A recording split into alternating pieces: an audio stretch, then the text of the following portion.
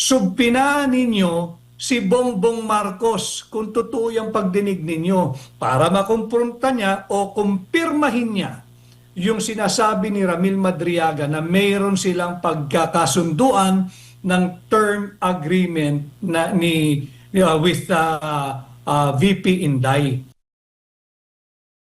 May hamon ang dating Executive Secretary sa House Committee on Justice kasunod na mga pasabog ni Ramil Madriaga sa pagdinig. Alamin kung ano ito sa report ni Carlo de la Peña.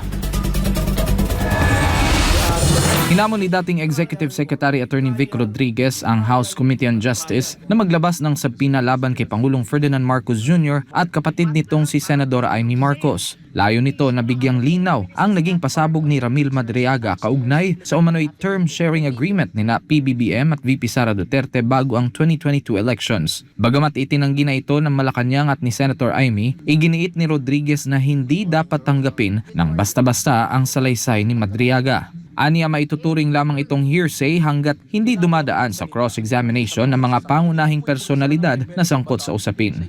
For the sake of fairness and clarity and due process and equal protection of the laws, marapat ipatawag ng House Justice Committee, subpinahan ninyo si Senadora Amy Marcos para makumpronta niya itong si Ramil Madriaga.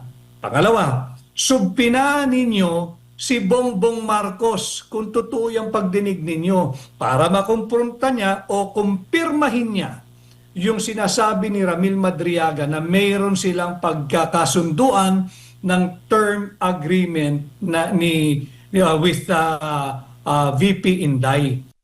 Dahil pinasinungalingan na ng palasyo ang pahayag ni Madriaga, naniniwala ang dating opisyal na dapat nang i-dismiss ang impeachment complaint laban sa pangalawang Pangulo.